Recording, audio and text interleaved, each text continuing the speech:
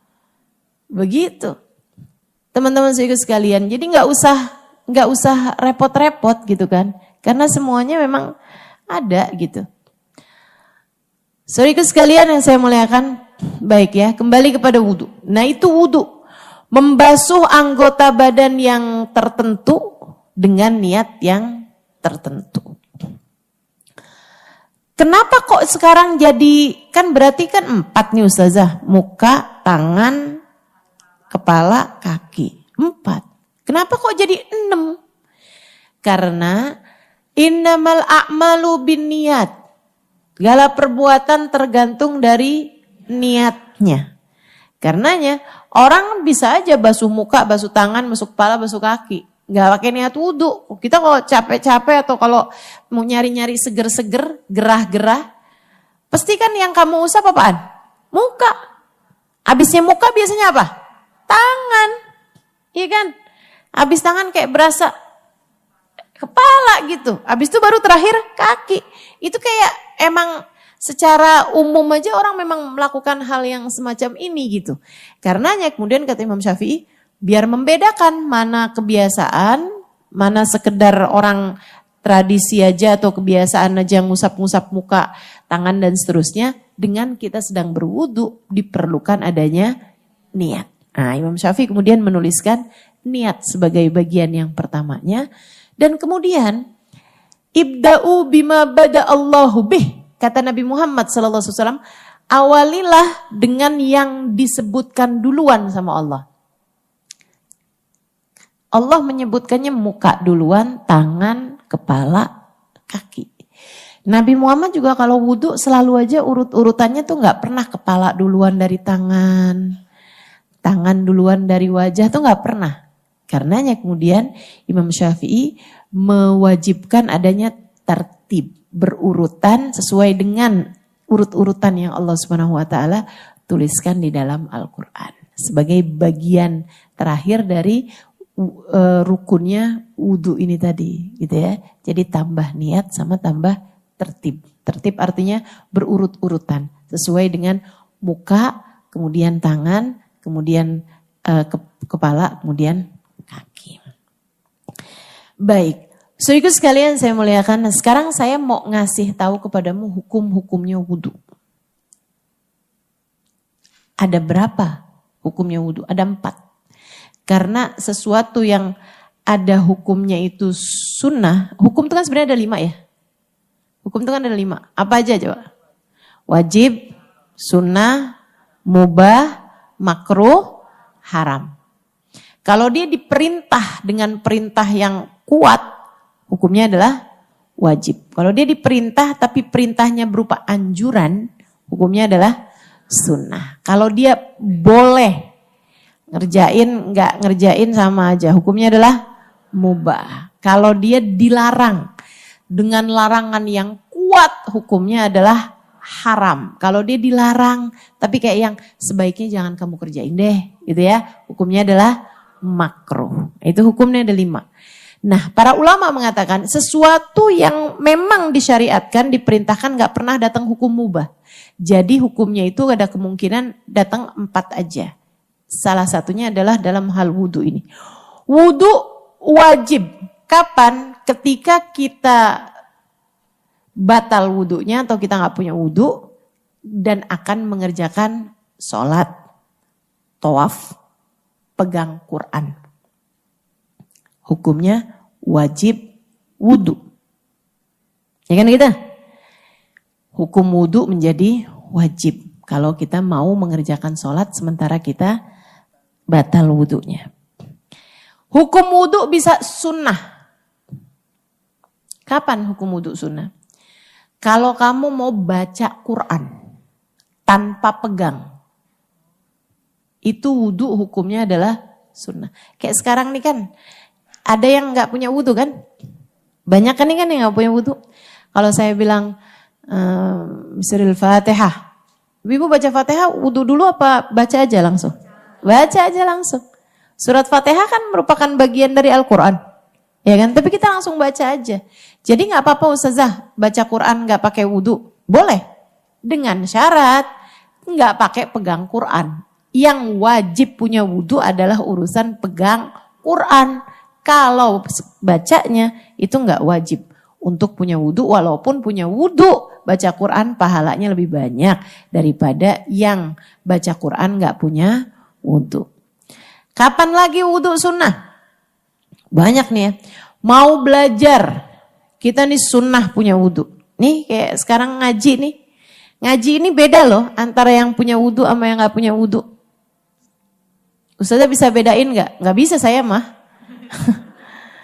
Nggak bisa saya sih bedain mana yang punya wudhu, mana yang nggak punya wudhu. Tapi nilainya di sisi Allah Subhanahu Wa Taala itu nggak sama antara orang yang duduk hadir majelis punya wudhu sama yang nggak punya wudhu.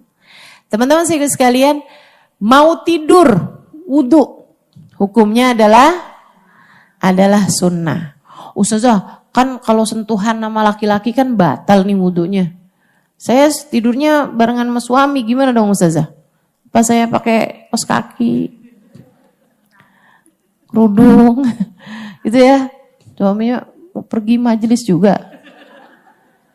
Istrinya bilang, biar ngimpinya bagus. Itu aurat gitu kan. Nggak gitu teman-teman, nggak apa-apa. Ya kita wudhu aja. Wudhu aja, kalau kemudian tersentuh ya udah nggak jadi masalah gitu. Ya jadi masalah. Begitu yang pernah saya tanyakan kepada Habib Bana Umar bin Hafid. Ya, Umar bilang wudhu aja, habis itu sentuhan yang nggak jadi soal gitu. Seenggaknya mengikuti pendapatnya Imam Malik yang mengatakan bahwa sentuhan laki perempuan tidak membatalkan wudhu kecuali dengan syahwat ya. Ya, sama suami makan nggak apa-apa juga syahwat. Sedikit sekalian yang saya muliakan, gitu. Jadi wudhu itu juga sunnah sebelum tidur. Bahkan wudhu atau punya wudhu itu sunnah dalam segala keadaan. Bagus kalau kamu sering-sering punya wudhu. Al-wudhu silahul mu'min. Kata Nabi Muhammad, wudhu adalah senjatanya orang yang beriman. Jadi kamu kalau keluar rumah punya wudhu, itu kayak orang bepergian perang atau apa dan kamu punya senjatanya gitu. Apalagi buat laki-laki terutamanya ya, tinggal di Jakarta nih, tinggal di kota besar gitu kan, di jalan-jalanan lihat perempuan-perempuan buka-buka aurat, cakep-cakep. Mereka tentu perlu senjata lebih kuat. Makanya sarankan kepada suamimu untuk keluar rumah punya wudhu. Orang punya wudhu tuh lebih mudah buat terhindar dari godaan dibandingkan dengan yang gak punya wudhu. Sebab hidup ini kan kayak perang nih. Dan ketika kamu punya wudhu, itu kamu kayak orang punya senjata gitu. Salah satu dari wudhu sunnah juga adalah ketika kamu marah. Kamu kalau lagi marah sunnah wudhu teman-teman. Ini mungkin ada yang baru pernah dengar nih. Kamu kalau lagi datang emosi, kemarahan, wudhu lah. Diajarin sama Nabi Muhammad SAW. Katanya Nabi, innal ghadab minas syaitan, wa syaitanu minan nar, wa la yudfi'un nar illal ma' fa idza ghadiba ahadukum falyatawadda.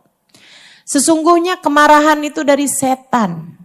Setan itu dari api. Api nggak bisa padam kecuali dengan air. Maka apabila seorang di antara kalian sedang dalam keadaan marah, hendaklah dia pergi wudhu. Walaupun biasanya orang kalau udah lagi emosi banget lupa sama hadis Nabi. Boro-boro mau wudhu ya. Pengennya langsung ke dapur ambil pisau. Waduh. Jangan. Hati-hati. Penyesalan itu banyak sekali disebabkan karena ketidakmampuan mengendalikan emosi. Bawa penyesalan yang luar biasa. Ini kayak ibu-ibu nih, mukul anak, jewer anak. Habis itu nyesel apa enggak? Nyesel pasti nyesel. Ibu-ibu juga nih habis ngomong kasar sama suami, bentak-bentak suami, habis itu nyesel apa enggak? Nyesel. Ustazah tahu. Tahu lah. Berdasar pengalaman pribadi. Habis itu nyesel, ya Allah. Sian banget tuh orang. Saya marah-marahin malah saya bawa ayat, bawa hadis. Nasib punya suami ustazah. Punya istri. Nasib ya punya istri ustazah. Dia marah biasa aja gitu. Kamu tuh Halimah kenapa sih begini begitu? Wah saya jawabinnya pakai hadis, pakai ayat, ya Allah. Kesian nasib suami saya. Teman-teman sekalian, biar nggak banyak nyeselnya nih, kita ikutin aturannya Nabi Muhammad SAW. Nggak ada yang lebih bagus ngatur hidup kita daripada Allah Subhanahu Wa Taala. Ajarannya disampaikan lewat Nabi Muhammad Sallallahu Alaihi Wasallam. Ikutin, cobain teman-teman. Kamu lagi emosi gitu sama anak, rasanya pengen gitu, wudu, cobain. Ustazah tahu. Saya sering ngamalin ini. Ya udah lagi hati, datang gak enak perasaan gitu kan, kayak mau marah gitu. Ketika ada sesuatu hal terjadi tidak sesuai dengan ingin kita, padahal kita udah pesan-pesan tolong ya gitu kan. Atau kerjain ya ini, ternyata sesuatu tersebut terjadi tidak sesuai dengan apa yang kita inginkan. Ya itu kan kita emosi tuh.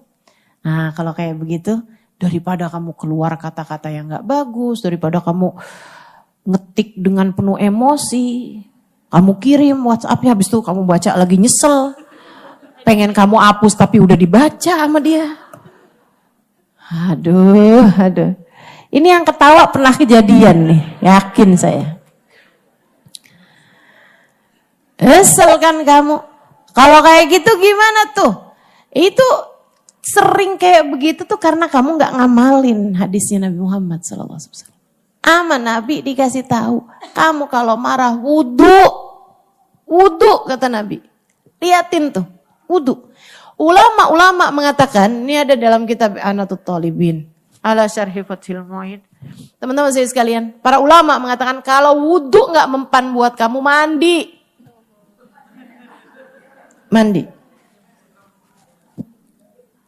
Siram.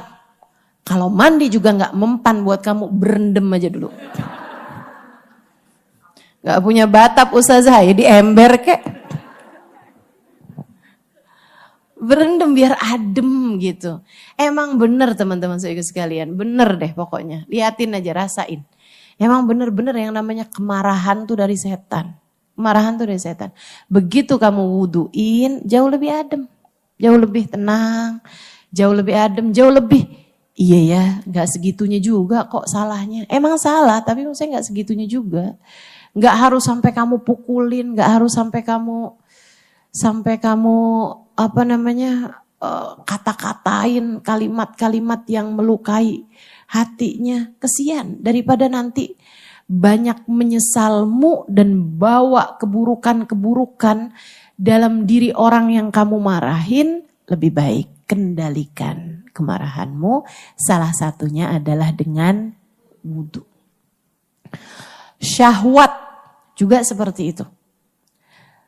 Terlalu punya banyak keinginan-keinginan, pengen ini, pengen itu, pengen ini, pengen itu. Jadi saya sarankan nih, teman-teman buka Shopee, scroll. Bagus kayaknya. Check out Check outnya sih nggak apa-apa aja ya.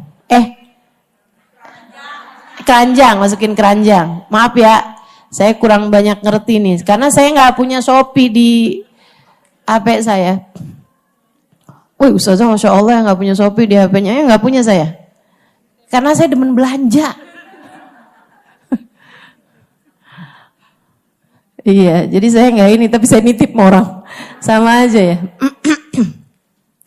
Jadi itu kan, kalau kamu kok scroll, masukin keranjang habis tuh kayaknya cakapan yang ini, masukin keranjang lagi.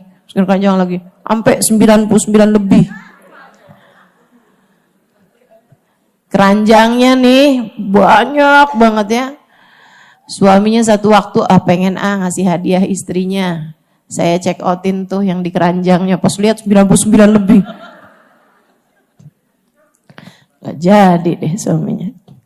Kalau kamu lagi datang syahwat kayak begitu gitu kan, terus kayak banyak banget kepengenannya, pengen beli ini, pengen beli itu, pengen beli ini, pengen beli itu. Wajan aja ada berapa macam. La ilaha illallah. Teman-teman sekalian, gimana nih? Coba tuh, seringin wudhu. Lagi check out, lagi ranjang, wudhu. Ulangin lagi. Kayak ini kurang bagus, kayaknya ini kurang bagus. Gitu. Jadi memang wudhu itu silahul mukmin, senjatanya orang beriman. Salah satu dari fadilahnya wudhu yang sangat besar adalah bahwa orang kalau dalam keadaan punya wudhu itu ada malaikat rahmat mengiringinya. Sehingga kalau dia meninggal dunia dalam keadaan punya wudhu, sangat mungkin, kemungkinannya besar untuk meninggal dalam keadaan husnul khatimah. Jadi usahakan. Para ulama banyak di antara mereka yang enggak batal wudhu kecuali sesudah menemukan air untuk wudhu kembali. Padahal ini zaman dulu ya. Zaman dulu aja udah banyak, maksudnya kebanyakan ulama kayak begitu dari zaman dulu. Zaman sekarang kan air banyak melimpah di mana-mana. Apalagi gitu zaman sekarang. Wah, teman-teman saya di Tarim apalagi guru-guru kita ya. Itu kalau waktunya sholat gitu kan, mereka sholat tuh nggak pakai mikir, oh saya nggak punya wudhu nih, nggak ada. Semuanya pada punya wudhu semua gitu. Orang baca zikir, baca apa segala macam, semua orang dalam keadaan punya wudhu.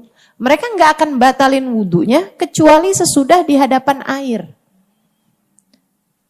Kalau memang mau buang angin sekalipun, nah itu mereka pastikan udah deket sama air gitu untuk mereka wudhu kembali. Demikian para guru-guru kami, keadaannya tuh selalu aja punya wudhu. Teman-teman saudaraku sekalian yang saya muliakan, makanya ada cerita Syekh Jazuli ketika menulis kitab Dalailul Khairat. Ya. Ada tuh kan kitab Dalailul Khairat, teman-teman mungkin tahu juga ya, mungkin ada yang ngamalin juga kitab Dalailul Khairat, kitab sholawat yang ditulis oleh Sayyidina Syekh Al-Jazuli alaihi ridwanallah. Syekh Jazuli itu dulunya beliau nggak nulis kitab sholawat, tapi seorang ulama ahli fikih terkemuka pada masa tersebut. Satu waktu beliau lagi bepergian di sebuah kampung ketika berasa pengen batal wudhunya. Beliau mau batal gitu wudhunya. Jadi beliau cari-cari untuk air gitu, cari-cari air. Dapatlah sumur di belakang rumah seseorang. Jadi beliau pun batalin wudhunya. Ya. Habis itu mau wudhu lagi, sumurnya dalam. Nyari ember. Gak ada embernya di situ. Dilihat ada anak kecil di belakang rumah. Disamperin. Ya bint, nak, kecil perempuan. Dia bilang, maaf dulu, kamu punya ember? Dia liatin Syekh itu. Terus dia bilang, Alastantal Jazuli, kamu Syekh Jazuli ya? Dia pernah lihat rupanya. Tentu aja gak di TikTok ya. Zaman itu belum ada TikTok. Dia bilang, Alastantal Jazuli, oh kamu Syekh Jazuli itu kan? Dia bilang, iya, saya Syekh Jazuli nak.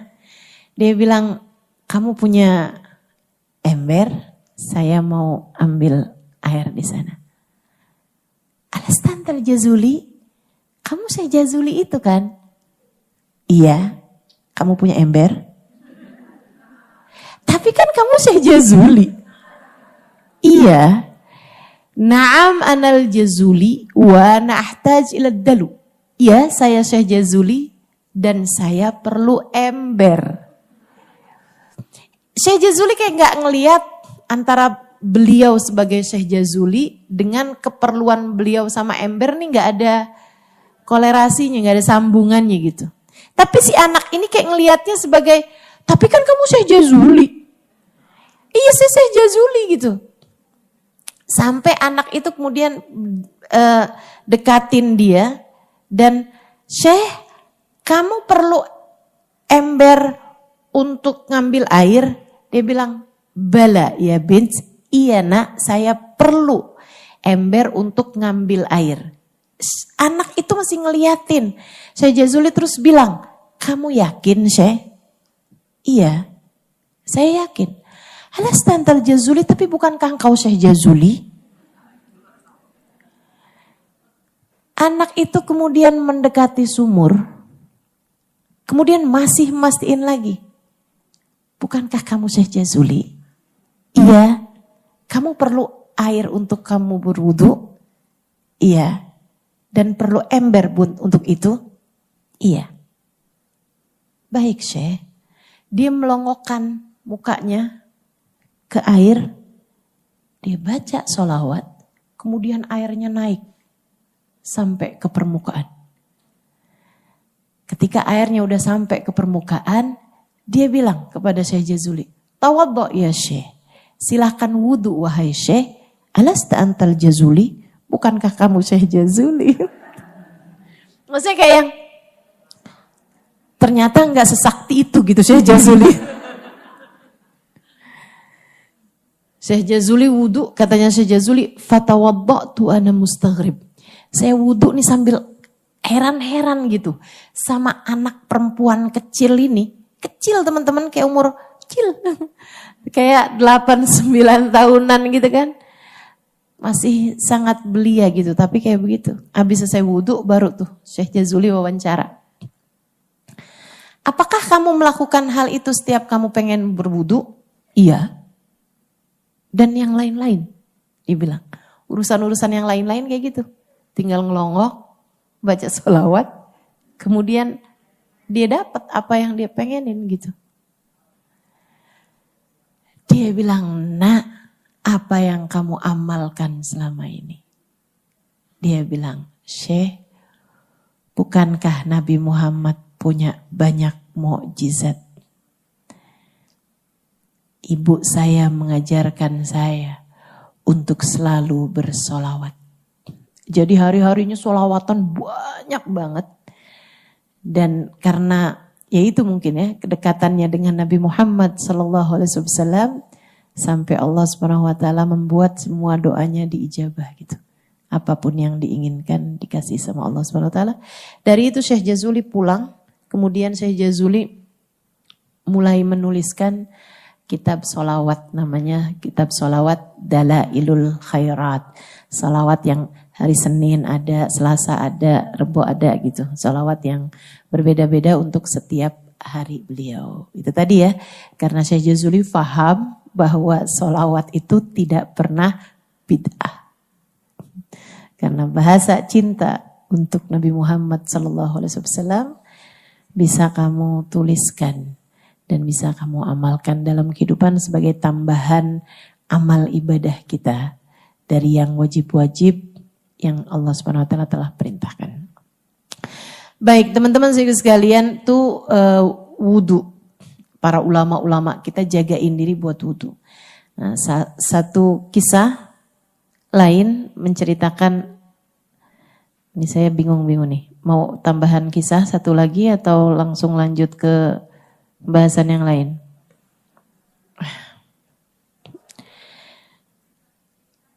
Oke. Emak-emak di mana-mana sama aja ya. Senangnya diceritain. Saudariku sekalian yang saya muliakan, Abul Hasan Asy-Syadzili. Nah, tadi Syekh Sya'roni, sekarang kita mau cerita tentang Abul Hasan Asy-Syadzili. Itu adalah seorang ulama terkemuka, ya, pemimpin Thariqah Syadziliyah. Pemimpin Thariqah Syadziliyah. Zikiran-zikiran yang banyak juga diambil oleh para habaib-habaib kita juga. Salah satunya adalah zikir beliau namanya Hizbul Bahar lil Imam Abul Hasan Asy-Syadzili alaihi ridwanullah. Beliau ini selain adalah seorang ulama yang sangat terkemuka, beliau juga seorang ahli kimia. Ini keren nih. Sehingga dapat julukan alkemis. Ya, seorang ahli kimia pada zaman beliau. Ada seorang pemuda, dia belajar kimia sampai kemudian ada seseorang bilang sama dia bahwa kalau kamu belajar kimia mendalam, lama-lama kamu bisa mengubah sesuatu menjadi emas. Dia pun kemudian berpikir, wah kalau saya bisa pelajari ilmu ini, sampai saya bisa mengubah sesuatu menjadi emas, kan itu gampang banget hidup saya. Saya tinggal ubah aja. Saya masukin zat ini, sampai akhirnya bisa jadi emas, kaya raya saya. Saya nggak usah kerja lagi, saya nggak usah ngapa-ngapain lagi, dan apa yang saya miliki ilmu tersebut itu bisa saya patenkan menjadi ilmu yang bermanfaat buat umat manusia. Dia lupa bahwa emas itu mahal karena susah didapat. Kalau sesuatu jadi gampang didapat, jadi murah harganya. Walhasil dia pun kemudian pergi dari satu guru kimia ke guru kimia yang lain. Pergi dari satu ilmuwan ke ilmuwan yang lain untuk dia belajar mengubah sesuatu menjadi emas. Dan dia tidak berhasil menemukannya. Sampai kemudian dia mendengar ada seseorang yang bisa mengubah sesuatu menjadi emas, yaitu Syekh Abdul Hasan Asyadzili alaihi ridwanullah. Maka beliau pun datang ke sana. Punya pesantren ya Syekh Abdul Hasan Asyadzili ini. Dia datang ke Syekh Abdul Hasan Asyadzili. Dia bilang, ya Syekh, ini ya bayangin ya, ada orang datang ke pondok pesantren. Dia bilang, Syekh, saya datang ke sini bukan mau mondok. Terus kamu datang ke sini membuat apa? Ditemuin sama kiainya nih. Dia bilang, saya datang ke sini Syekh, mau belajar mengubah sesuatu menjadi emas. Itu kalau saya bayangin nih, kalau kiai sekarang gitu kan, ya nak, dunia ini bukan tujuan nak, kalau kamu tujuannya pengen begitu silahkan. Jangan datangnya ke pondok pesantren begitu kan. Tapi ulama-ulama kita itu hatinya memang luas, hatinya penuh rahmat. Jadi dia bilang, oh boleh kalau gitu. Silahkan tinggal di sini, tapi kan gak ada yang gratis ya nak ya. Kamu belajar di sini, saya janji akan ngajarin kamu mengubah sesuatu jadi emas. Dengan syarat, kamu tinggal di pesantren sini 1 tahun. Gak pakai pulang 1 tahun. Tahun depan, mulai dari hari ini, tahun depan persis, kayak tanggal sekarang, saya akan mengajari kamu ilmu mengubah sesuatu menjadi emas. Dengan 2 syarat. Apa itu Syekh? 1, kamu harus sholat berjamaah dengan saya di masjid. Pokoknya jamaah terus tuh di masjid. Dan tidak tertinggal takbiratul ihramnya imam. Itu 1. Ama yang kedua, kamu harus selalu berada dalam keadaan punya wudhu. Tiap kali batal, kamu harus segera wudhu kembali. 2 syarat itu aja. Sisanya yang lain, kamu gak usah tahajud kalau kamu gak mau. Gak usah ngafalin Al-Quran kalau kamu gak mau. Kamu gak usah ngafalin hadisnya Nabi. Kamu gak usah duduk belajar sekolah ini apa segala macam kayak yang lain-lain. Kan peraturannya santri kan panjang biasanya tuh. Mesti hadir ini, hadir itu, hadir ini, hadir itu. Kamu gak usah hadir semuanya. 2 itu aja. Selama 1 tahun. Kamu punya wudhu, gak batal. Sama yang keduanya, kamu harus selalu sholat berjamaah. Gak tertinggal dari takbiratul ihramnya imam. Siap Syekh. Anaknya sungguh-sungguh. Jadi akhirnya dia pun mulai melaksanakan. Sehari, 2 hari, 3 hari, 4 hari, 10 hari, 20 hari, sebulan, 2 bulan, 3 bulan. Teman-teman, dia gak tahu bahwasanya Nabi Muhammad pernah mengatakan, Man sallal subuh fi jamaah wa isya fi jamaah. Man shalla fi jamaah arba'ina yawman. Siapa yang sholat berjamaah selama 40 hari. Wa adrak fiha takbirat ihramil imam. Dan mendapati takbiratul ihramnya imam. 40 hari. Gak usah setahun, 40 hari. Sholat berjamaah dapat dari awal sholat. Gak masbuk gitu. Gak ketinggalan serokaat, 2 rakaat gitu ya. Enggak. Tapi dapat dari takbiratul ihramnya imam. Artinya saat qomat dia udah ada di situ gitu. Kutibalahu bara'atan. Allah akan kasih dia stempel 2 pembebasan. Dapat 2 tiket bebas. Bebas dari apa? Bara'ah minan nifaq wa bara'ah minan nar. Bebas kemunafikan dan bebas api neraka. Saya bilang, kamu nak 1 tahun. Gak usah ngerjain apa-apa. Sholat jamaah. Dan dapat dari takbiratul ihramnya imam. Begitu lewat 40 hari. Ini kan Allah kasihin 2 pembebasan. Dari 2 pembebasan itu. Hatinya udah diselamatkan dari kemunafikan. Sehingga akhirnya dia pun jadi orang yang jujur dalam berbicara. Jagain amanah, cahaya iman masuk dalam hatinya. Mulai dia tertarik, pengen ikutan duduk di majelis. Dia pun duduk, mulai belajar, hadir, seneng, tertarik. Wah, ternyata ilmu Islam luar biasa. Belajarin wudhu, belajarin sholat, belajarin nikmatnya zikir, belajarin sholawat, belajarin ikutan zikir, ikutan ina itu segala macam. Sebulan, 2 bulan, 3 bulan, 4 bulan, 5 bulan, 6 bulan. Dan dia selalu berada dalam keadaan punya wudhu. Artinya selalu ada malaikat rahmat yang mengiringinya kemanapun dia pergi. Jadi seseorang yang terjaga karena dia selalu punya senjata menghadapi berbagai macam godaan-godaan. 6 bulan, 7 bulan, 8 bulan, 9 bulan, 10 bulan. Mulai itu tambah soleh, tambah soleh, tambah soleh, tambah soleh, tambah soleh. 10 bulan, 11 bulan, 12 bulan. Dia lupa tuh sama tujuannya dia. Mau bisa mengubah sesuatu jadi emas. Hatinya sudah terisi dengan keinginan saya yang terbesar adalah selamat dunia hingga akhirat. Jika kau tanya apa cita-citaku, cita-citaku adalah meraih cintanya.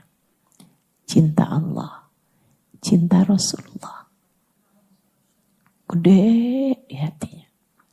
1 hari, besoknya mau tanggal yang persis sama dengan kedatangannya. Pas banget setahun. Hari itu saat maghrib tiba, adzan, mules perutnya. Mau gak mau kan, dia pun harus segera, nih udah di masjid nih dia. Udah di masjid sebelum adzan. Ya karena kan persyaratan gurunya tuh. Dan dia juga udah jadi kebiasaan. Udah jadi gak enak kalau gak ngerjain gitu. Bukan karena terpaksa, mungkin awalnya iya. Tapi lama kelamaan. Taat tuh narik taat teman-teman. Orang seneng taat, tambah seneng taat, tambah seneng taat, tambah seneng taat. Jadikan taat itu kebiasaan.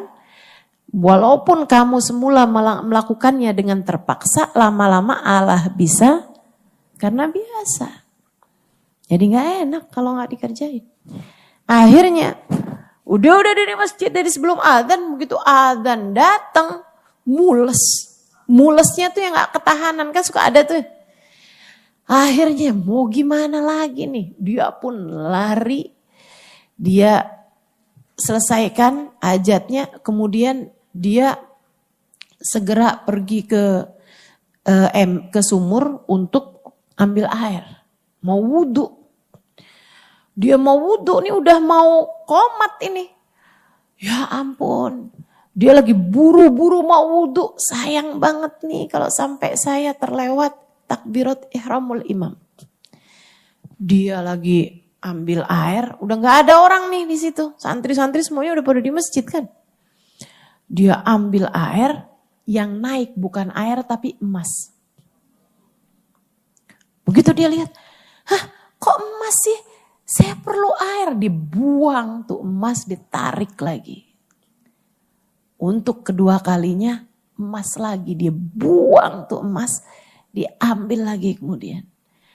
Yang ketiga kalinya emas juga. Dia kemudian bilang, ya Allah, rubahlah emas ini biar jadi air aja ya Allah. Saya gak perlu emas, saya perlu air buat wudhu.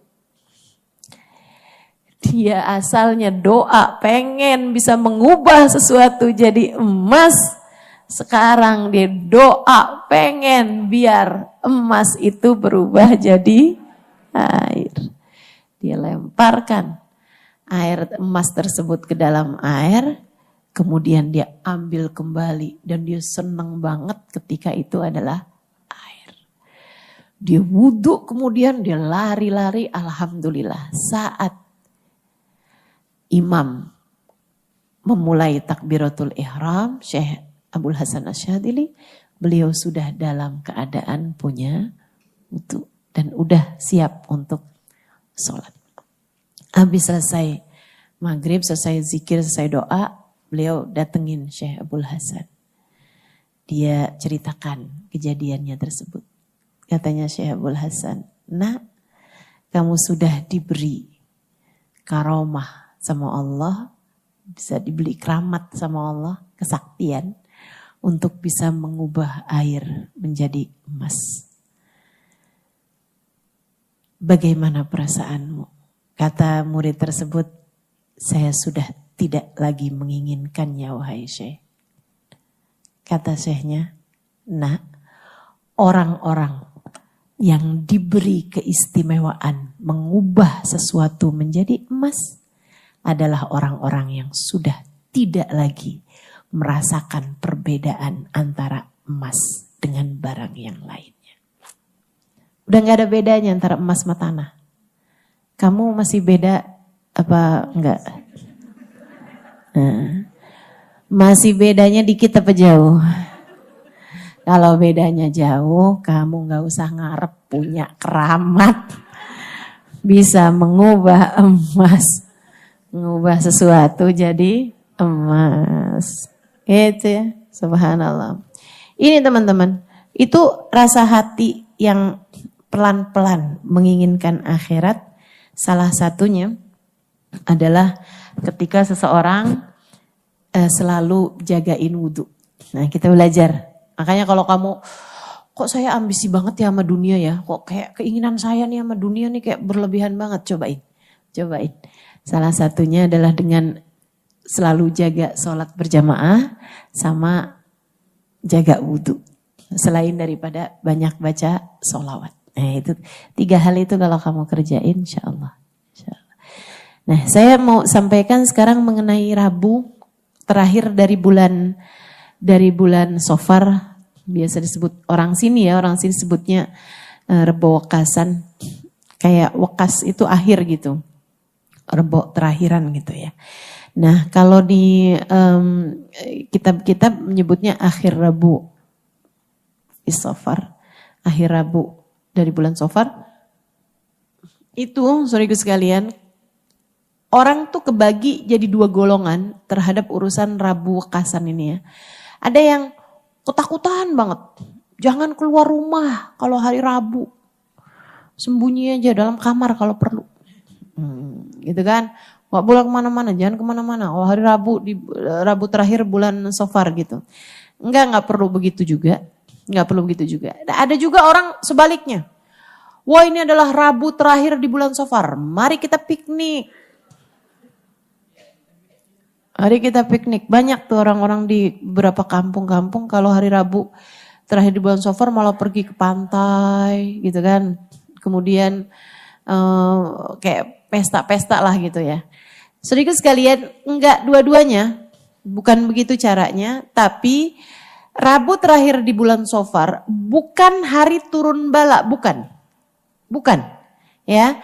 Rabu terakhir di bulan Safar sesuai dengan keterangan dari para ulama-ulama kita yang saya dapatkan dari guru-guru saya, baik di Indonesia sini, saya belajar dari Kiai Haji Maimun Zubair, saya belajar dari Kiai Haji Ahmad Saidi, dan juga saya belajar dari ulama-ulama Hadramaut, Habib Umar bin Hafid, Habibana Zain bin Smith Madinah, dari ulama-ulama yang lain-lain juga di kota Tarim.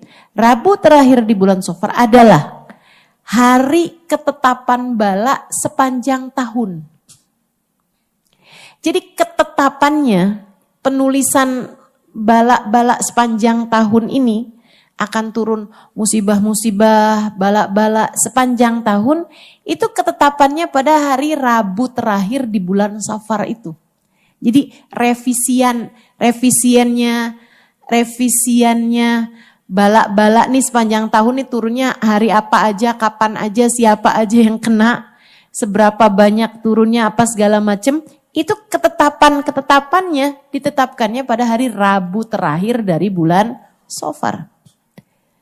Jadi bukan berarti balanya turun hari itu, bukan. Paham sampai sini? Paham ya? Nah, apa yang mesti kita lakukan pada hari Rabu terakhir di bulan Safar? Teman-teman saudaraku sekalian, ada 3 hal yang disebutkan sebagai pengangkat bala atau yang mencegah kita dari bala-bala yang turun. 1, sedekah. Katanya Nabi Muhammad SAW, bakiru bis sadaqat fa innal bala la yatakhatta riqaba sadaqah. Perbanyaklah sedekah atau bersegeralah bersedekah, sesungguhnya bala tidak bisa turun, tidak bisa mengenai seseorang jika sudah terhalang dengan pundak sedekah. Maksudnya sedekah itu kalau kamu lakukan jadi kayak pagar, apa tuh namanya, pagar orang gitu. Kayak jadi pundak-pundaknya orang, nyegah kita dari terkena bala gitu. Gak akan kena tuh kalau kehalangan sama pundaknya sedekah gitu. Ibarat sedekah itu orang gitu ya. Dia akan menghalangimu dari segala bala gitu. Dengan pundak-pundaknya semacam itu. Jadi kata Nabi Muhammad SAW, bakiru bis sadaqat. Segeralah keluarkan sedekah. Jadi karena sedekah itu mencegah bala. Kapanpun aja kamu lakukan. Hari ini kamu sedekah, kamu mencegah bala yang turun pada hari ini. Dan pada hari Rabu yang kita tahu sebagai hari ketetapannya bala, jangan lewatkan hari itu dari sedekah. Ustazah, sedekahnya berarti harus habis subuh. Enggak harus. Pokoknya di hari Rabu terakhir dari bulan Safar itu. Dan kita tahu masuknya hari adalah dari terbenamnya matahari. Maksudnya berarti Selasa begitu mataharinya terbenam, itu udah masuk hari Rabu. Gitu ya, dari malamnya sampai paginya sampai matahari terbenam hari Rabu terakhir di bulan Safar itu adalah hari Rabu namanya. Maka sepanjang dari mulai malam sampai ke siangnya itu merupakan Rabu terakhir dari bulan Safar, jangan sampai terlewat dari sedekah. Itu 1. Ustazah, sedekah itu berupa apa Ustazah? Sedekah itu adalah pemberian yang kamu berikan untuk orang yang memerlukan. Itu namanya sedekah. Kalau kamu memberikan kepada seseorang bukan karena orang tersebut memerlukan, tapi karena kamu sayang sama dia, atau karena prestasi yang telah dia lakukan, atau karena kebaikan yang sudah dia lakukan kepadamu, namanya bukan sedekah, melainkan hadiah. Melainkan hadiah. Jelas ya? Jadi kalau kamu ngasih sama saya, alhamdulillah saya gak perlu. Saya bukan orang yang memerlukan. Jatuhnya gak akan sedekah jatuhnya sama saya. Ustazah nih saya kasih ustazah sedekah. Enggak. Mohon maaf ya, saya tidak menerima sedekah. Tapi kalau kamu kasih kepada saya, ustazah nih kemarinan saya ada kelihatan jilbab cantik, hadiah buat ustazah. Misalnya gitu ya, saya kasih buat ustazah. Saya sedekahin buat ustazah. Enggak, bukan sedekah jatuhnya, melainkan hadiah. Kalau hadiah tuh kita kasih orang tua kita kasih guru kita, itu jatuhnya hadiah. Katanya Nabi Muhammad, tahadau tahabu. Saling beri hadiahlah kalian, maka kalian akan saling sayang. Baik, jadi yang diperintahkan hadiah atau semua pemberian Ustazah? Enggak, yang diperintahkan yang dianggap menghalangkan seseorang dari bala itu adalah sedekah. Nah, kalau bicara tentang sedekah, sedekah itu apapun aja bagus. Kamu sedekah pakaian, kamu sedekah uang, kamu sedekah apa aja bagus. Tapi banyak diantara para ulama yang mengatakan kalau kamu tujuannya, diantaranya adalah guru saya, Ubabah Maryam Al-Haddar, beliau mengatakan kalau kamu tujuannya adalah ngangkat bala Halimah, maka sedekah yang paling bagus adalah sedekah makanan pokok, yaitu beras. Kalau kamu mau sedekahnya itu jadi sedekah yang ini ya, sedekah buat ngangkat bala, itu memang para ulama-ulama, para orang-orang bijak, orang-orang arifin billah mengatakan bahwa sedekah paling bagus buat mengangkat bala adalah sedekah berupa makanan pokok. Sebab itu kan udah pasti menyelamatkan nyawa seseorang gitu ya, dari kelaparan kan begitu. Nah itu jadi teman-teman sekalian, itu bagus banget kalau hari Rabu terakhir di bulan Safar itu kamu bersedekah, sebaiknya adalah berupa beras. Mau kamu